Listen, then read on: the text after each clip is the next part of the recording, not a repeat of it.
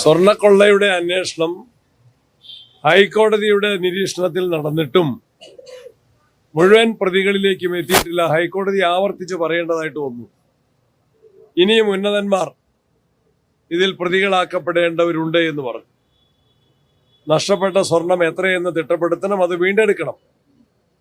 ചിലരെയൊക്കെ മന്ത്രിമാരായിരുന്നവർ, ദേവസ്വം ബോർഡിന്റെ തലപ്പത്തുണ്ടായിരുന്നവർ, അവരെയൊക്കെ ചോദ്യം ചെയ്തത് പരമരഹസ്യമായിട്ടാണ്. എന്താണ് ആ ചോദ്യം ചെയ്യലിൽ നിന്ന് വെളിവാക്കപ്പെട്ട കാര്യങ്ങൾ? ചോദ്യം ചെയ്തലിനെ മുൻ മന്ത്രി വിശേഷിപ്പിച്ചത് അഭിമുഖമെന്നാണ്. എന്നെ അവര് കണ്ട് എന്റെ നിലപാട് അന്വേഷിക്കുകയായിരുന്നു എന്നാണ് മുൻ മന്ത്രി കടകംപള്ളി തന്നെ വിശേഷിപ്പിച്ചത്.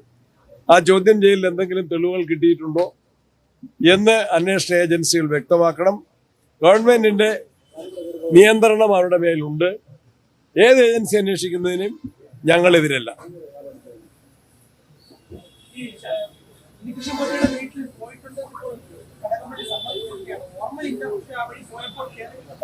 കൂടുതൽ കാര്യങ്ങൾ അദ്ദേഹം സമ്മതിക്കേണ്ടി വരും. അദ്ദേഹത്തിന് ഓർമ്മ കുറവുണ്ടെന്ന് നമുക്ക് കരുതാൻ കഴിയില്ല. ചിലതും അദ്ദേഹം മറയ്ക്കാനും ശ്രമിക്കുകയാണ്. അതിന്റെ ഭാഗമായിട്ടാണ് അത്തരത്തിലുള്ള സ്റ്റേറ്റ്മെന്റുകൾ വരുന്നത്. ഞങ്ങള് പ്രധാനമായിട്ട് ബ്രഹ്മഗിരി ചോദിച്ചു എന്തായിരുന്നു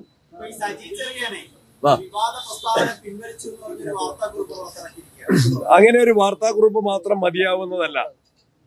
അദ്ദേഹത്തെ പാർട്ടി നടപടിയെടുക്കണം. അദ്ദേഹത്തിന്റെ പേരിൽ ഈ കഴിഞ്ഞ ദിവസങ്ങളിലൊക്കെ അദ്ദേഹത്തെ സംരക്ഷിക്കാനാണ്. അദ്ദേഹം കേരളത്തിന്റെ സാംസ്കാരിക മന്ത്രിയാണ്. കേരളത്തിന്റെ സാംസ്കാരിക നിലപാടുകളെയാണ് അദ്ദേഹം എതിർത്തത്. അദ്ദേഹം വർഗീയതയ്ക്ക് തീ കൊളുത്തുകയാണ് ചെയ്തത്. വർഗീയ വിദ്വേഷ പ്രസംഗം നടത്തി. നേരത്തെ ഭരണഘടനയെ അവഹേളിച്ച ഒരു മന്ത്രിയാണ്. ഭരണഘടന അടിസ്ഥാനത്തിൽ സത്യപ്രതിജ്ഞ ചെയ്ത മന്ത്രി തന്നെയാണ് ഒരു വട്ടം ഭരണഘടനയെ അധിക്ഷേപിച്ചത്.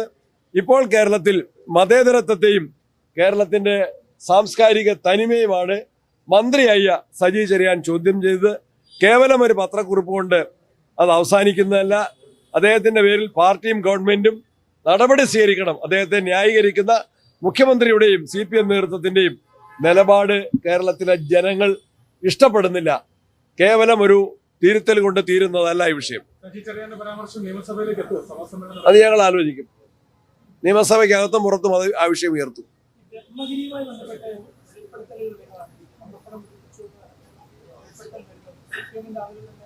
വളരെ ഗൗരവമുള്ളൊരു വിഷയമാണ്. വയനാട്ടിലെ ബ്രഹ്മഗിരി ഒരു സഹകരണ സംഘം തുടങ്ങി അവിടെ കോടിക്കണക്കിന് രൂപയുടെ തട്ടിപ്പ് നടത്തിയിരിക്കുകയാണ്. അതിൽ ഗവൺമെന്റിൽ പങ്കാളിത്തം ഉള്ള ആളുകൾ, മന്ത്രി ഉൾപ്പെടെയുള്ളവർ അതിൽ പങ്കാളികളായിരുന്നു. ഭരണസമിതി അംഗങ്ങളായിരുന്നു. മുൻ MLA-മാർ ഉൾപ്പെടെയുള്ളവർ അതിൽ പങ്കാളികളാണ്. CPM-ന്റെ ഒത്താശയോടെയാണ് ഇത്രയേറെ കോടികളുടെ വെട്ടിപ്പും തട്ടിപ്പും നടന്ന സംഘത്തെ സർക്കാർ വീണ്ടും വഴിവിട്ട് സഹായിക്കുന്ന അനുഭവമാണ് ഉണ്ടായിട്ടുള്ളത്. അതിനെക്കുറിച്ച് വസ്തുനിഷ്ഠമായിട്ടുള്ള അന്വേഷണം വേണം. നിക്ഷേപകർക്ക് നഷ്ടപ്പെട്ട പണം തിരികെ കൊടുക്കാനുള്ള നടപടികളും വേണം. നേരത്തെ പറഞ്ഞ ഈ സ്വർണ്ണക്കൊള്ളയുമായി ബന്ധപ്പെട്ട് കടകംപള്ളി പലതവണ ആവർത്തിച്ചിരുന്നത് എനിക്കിതിലൊന്നും ബന്ധമില്ല, എനിക്കാരെ അറിയില്ല. പക്ഷെ ഇപ്പൊ ഒടുവിൽ പോറ്റിയുടെ വീട്ടിൽ പോയിട്ടുണ്ടെന്ന് അയൽവാസി പറയുന്നു. അയാൾക്കത് സമ്മതിക്കേണ്ടി വരുന്നു. അത് എന്തിലേക്ക് അത് എത്തണം എന്നാണ് കോൺഗ്രസ് ആവശ്യപ്പെടുന്നത്? ഇല്ലില്ല, അന്വേഷണം ശരിയായ രൂപത്തിൽ വേണം. എല്ലാ പ്രതികളിലേക്കും ഇന്ന വ്യക്തികളെന്ന് ഞങ്ങൾ പറയുന്നില്ല. ഏത് കേസിലെ പ്രതിയും പറയുന്നത് എന്താണ്? ഞാൻ നിരപരാധിയാണെന്നല്ലേ പത്മകുമാറും വാസുവും ഒക്കെ പറയുന്നത്. അങ്ങനെ കടകംപള്ളിക്ക് പറഞ്ഞു ഒഴിഞ്ഞു നിൽക്കാൻ ഒരു കാരണവശാലും കഴിയില്ല. കുറ്റവാളികൾ ആരെങ്കിലും ഉണ്ടെങ്കിൽ, ഉത്തരവാദികൾ ആരെങ്കിലും ഉണ്ടെങ്കിൽ അവരെയൊക്കെ നിയമത്തിന്റെ മുമ്പിൽ കൊണ്ടുവരാൻ പ്രത്യേക അന്വേഷണ സംഘത്തിന് സാധിക്കണം. പൂർണ്ണ തൃപ്തി എന്ന് പറയാൻ കഴിയില്ല. കൂടുതൽ വാർത്തകൾക്ക് News 18 Keralam YouTube channel subscribe ചെയ്യുക.